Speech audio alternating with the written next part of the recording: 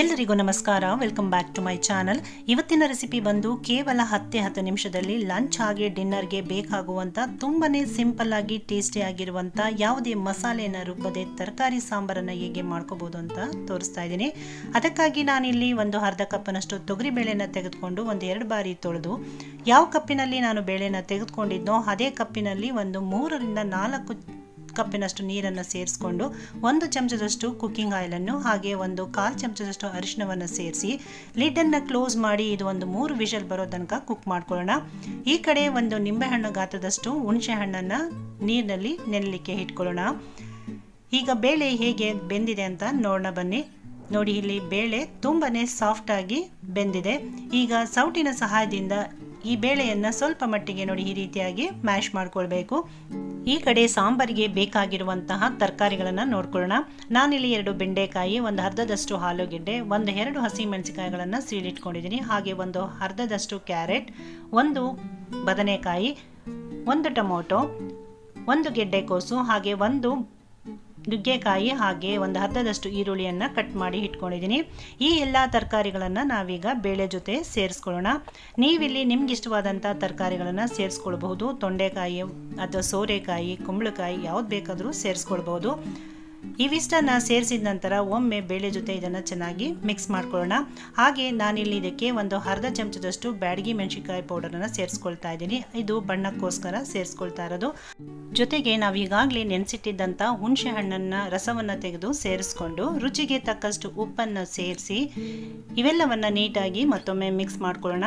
ಈ ಹಂತದಲ್ಲೇ ನಾವು ಸಾಂಬಾರು ಎಷ್ಟು ಬೇಕು ಅನ್ನೋದನ್ನು ನೋಡಿಕೊಂಡು ನೀರನ್ನು ಸೇರಿಸ್ಕೊಳ್ಬೇಕು. ನಾನಿಲ್ಲಿ ಇನ್ನು 3/4 ಗ್ಲಾಸ್ನಷ್ಟು ನೀರನ್ನು ಸೇರಿಸ್ಕೊಂಡಿದ್ದೀನಿ.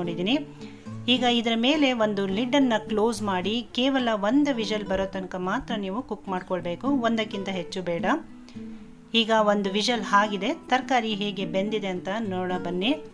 ಇಲ್ಲಿ ತರಕಾರಿಗಳು ಒಂದು 90% ಅಷ್ಟು ಬೆಂದಿದೆ. ಈಗ ಇದಕ್ಕೆ ನಾನು 1 ಚಮಚದಷ್ಟು ಸಾಂಬಾರ್ ಪುಡಿಯನ್ನು ಸೇರಿಸ್ಕೊಳ್ತಾ ಇದ್ದೀನಿ. ಹಾಗೆ 1 ಚಮಚದಷ್ಟು ಬೆಲ್ಲವನ್ನು ಸೇರಿಸ್ಕೊಳ್ತಾ ಇದ್ದೀನಿ. ಇಲ್ಲಿ ಸಾಂಬಾರ್ ಪುಡಿಯನ್ನು ನೀವು ಹೋಮ್ಮೇಡ್ ಸಾಂಬಾರ್ ಪುಡಿಯನ್ನು ಸೇರಿಸ್ಕೊಳ್ಬೋದು ಅಥವಾ ಅಂಗಡಿಯಿಂದ ತರುವಂಥ ರೆಡಿಮೇಡ್ ಸಾಂಬಾರ್ ಪುಡಿಯನ್ನಾದ್ರೂ ಸೇರಿಸ್ಕೊಳ್ಬೋದು. ಈಗ ಇದನ್ನು ಇದೇ ರೀತಿ ಓಪನ್ ಆಗಿ ಬಾಯ್ಲ್ ಆಗೋದಕ್ಕೆ ಬಿಟ್ಟು ಪಕ್ಕದಲ್ಲಿ ನಾವೊಂದು ಒಗ್ಗರಣೆಯನ್ನು ಹಾಕ್ಕೊಳ್ಳೋಣ. ಇದಕ್ಕೆ ನಾನಿಲ್ಲಿ ಕೊಬ್ಬರಿ ಎಣ್ಣೆಯನ್ನು ಬಳಸ್ಕೊಂಡಿದ್ದೀನಿ.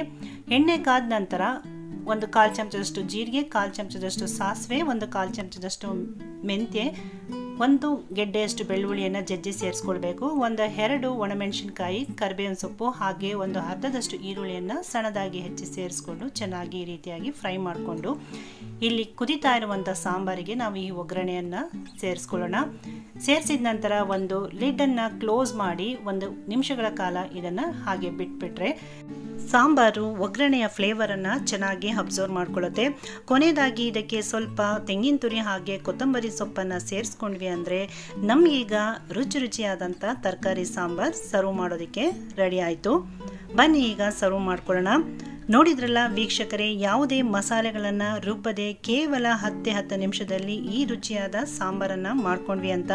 ಇಲ್ಲಿ ನಾವು ಒಗ್ಗರಣೆಗೆ ಕೊಬ್ಬರಿ ಎಣ್ಣೆಯನ್ನು ಬಳಸಿರೋದ್ರಿಂದ ಇದರ ಟೇಸ್ಟು ತುಂಬಾ ಡಿಫ್ರೆಂಟ್ ಆಗಿರುತ್ತೆ.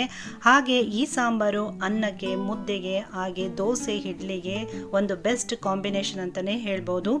ಹಾಗಾದರೆ ಈ ಸಾಂಬಾರು ನಿಮಗೆಲ್ಲ ಇಷ್ಟ ಆಗಿದೆ ಅಂತ ನಾನು ಭಾವಿಸ್ತೀನಿ. ಇಷ್ಟ ಆಗಿದ್ದರೆ ನಿಮ್ಮ ಮನೆಗಳಲ್ಲಿ ಟ್ರೈ ಮಾಡಿ ಹೇಗೆ ಬಂತು ಅಂತ ಕಮೆಂಟ್ ಮಾಡಿ. ಹಾಗೆ ಇನ್ನೂ ಇಷ್ಟ ಆಗಿದ್ದರೆ ಒಂದು ಲೈಕ್ ಮಾಡಿ, ಶೇರ್ ಮಾಡಿ ಅಂತ ಹೇಳ್ತಾ ಮತ್ತಷ್ಟು ಈಸಿ ಹಾಗೂ ಹೆಲ್ತಿ ರೆಸಿಪಿಗಳಿಗಾಗಿ ಸೂಪರ್ ಕಿಚನ್ ಕನ್ನಡ ಚಾನಲನ್ನು ಸಬ್ಸ್ಕ್ರೈಬ್ ಮಾಡ್ಕೊಳ್ಳಿ.